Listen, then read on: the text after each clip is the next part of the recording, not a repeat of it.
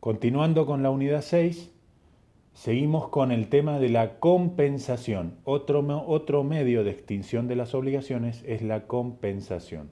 ¿Qué es lo que es la compensación? El concepto lo tenemos en el artículo 921 del Código Civil y Comercial de la Nación, que dice: hay compensación cuando dos personas reúnen por derecho propio la calidad de acreedor y deudor recíprocamente. Por lo tanto, se extingue con fuerza de pago las dos deudas.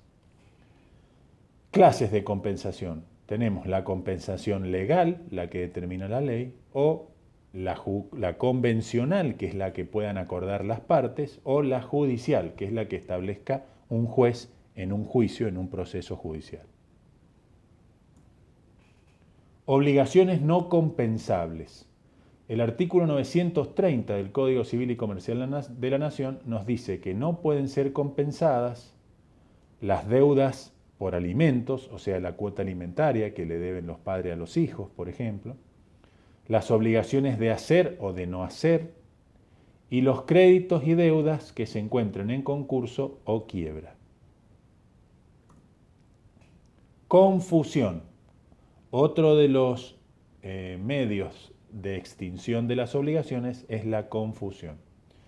Como concepto de confusión, el artículo 931 del Código Civil y Comercial nos dice: las obligaciones se extinguen por confusión cuando se reúne en una misma persona la calidad de deudor y acreedor recíprocamente.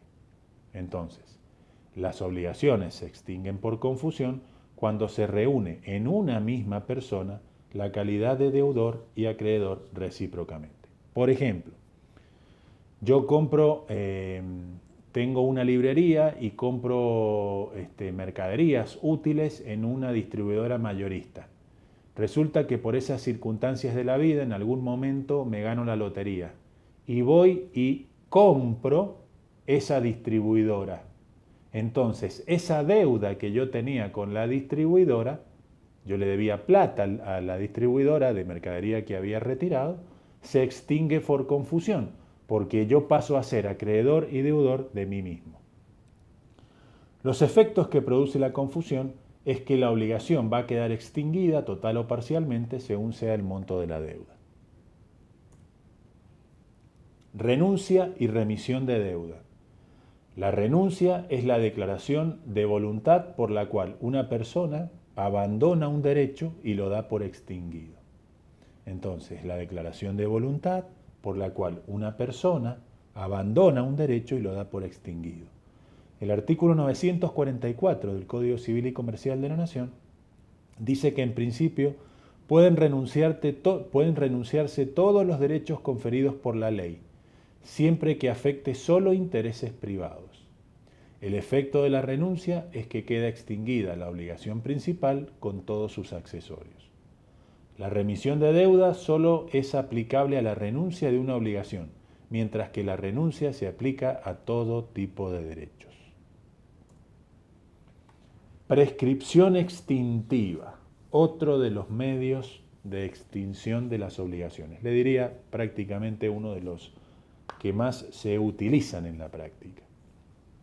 Como concepto de prescripción extintiva decimos: es la extinción de un derecho o de las acciones derivadas de un derecho por el abandono por parte del titular de ese derecho o de esa acción por un término, por un plazo fijado por la ley. ¿Qué quiere decir esto? Si yo tengo derecho a reclamar en un plazo que me da el Código Civil y no reclamo mi derecho en ese plazo, mi derecho queda extinguido, mi acción se extingue por prescripción. Entonces, la prescripción extintiva requiere dos requisitos. Por un lado, el abandono por parte del titular del derecho, de ese derecho que tiene a su favor, y el plazo o término determinado por la ley. El comienzo del término fijado por la ley empieza a correr desde que el acreedor tiene expedita la acción, o sea, puede empezar a accionar, puede demandar, puede iniciar un juicio, por ejemplo, para poder iniciar su demanda, en artículo 2554 del Código Civil y Comercial de la Nación. Dentro de la prescripción tenemos que ver qué es lo que es la suspensión de la prescripción y la interrupción de la prescripción. La suspensión de la prescripción está regulada en el Código en los artículos 2539 y 2543 del Código Civil y Comercial de la Nación. ¿Qué es lo que es la suspensión de la prescripción? Supongamos que uno tiene el derecho de poder demandar por el cobro de algo, de un daño y perjuicio que le han causado, y tiene un plazo determinado por la ley. Empieza a correr ese plazo y se produce alguna causal de suspensión. Se suspende el plazo que estaba corriendo, pero una vez que se levante esa causal, vuelve a correr el plazo y se va a computar, se va a contar el tiempo que ya venía corriendo y el tiempo hasta la suspensión y el tiempo una vez levantada la suspensión en adelante.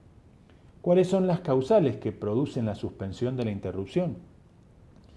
La suspensión de la prescripción, las causales son, la prescripción se suspende por interpelación fehaciente, por ejemplo, si el acreedor le envía una carta documento al deudor, o por el pedido de una mediación para resolver el conflicto.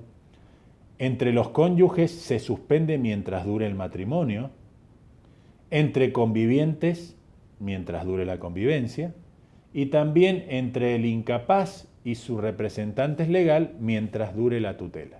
Entonces, en ese plazo, la prescripción de una acción para reclamar un derecho contra el otro se encuentra suspendido. ¿Y qué es lo que es la interrupción? La interrupción, a diferencia de la suspensión, cuando se produce la causal, empieza a correr el plazo, y una vez que se produce la causal, no se tiene en cuenta el tiempo que transcurrió hasta que se produjo la causal. Se vuelve a contar nuevamente de cero el plazo después de la causal. La interrupción de la prescripción está en los artículos 2544 y 2549 del Código Civil y Comercial de la Nación. Las causales que producen la interrupción de la prescripción son por reconocimiento de la deuda, por parte, por ejemplo, por el acreedor que reconoce una deuda, o el deudor reconoce que le debe al acreedor una deuda determinada, por interposición de la demanda, una vez que se inicia el juicio del acreedor contra el deudor, o por la solicitud de arbitraje para que un árbitro resuelva ese conflicto. ¿Cuáles son los plazos de prescripción que establece la ley? O sea, que establece nuestro Código Civil y Comercial de la Nación. Los plazos están en el artículo 2560. El plazo general o genérico es de 5 años. Y después tenemos plazos especiales. 3 años para reclamar los daños y perjuicios derivados de la responsabilidad civil. 10 años para reclamar por daños causados por agresiones sexuales. 2 años prescribe el reclamo para poder reclamar por una enfermedad o un accidente laboral. Y 1 año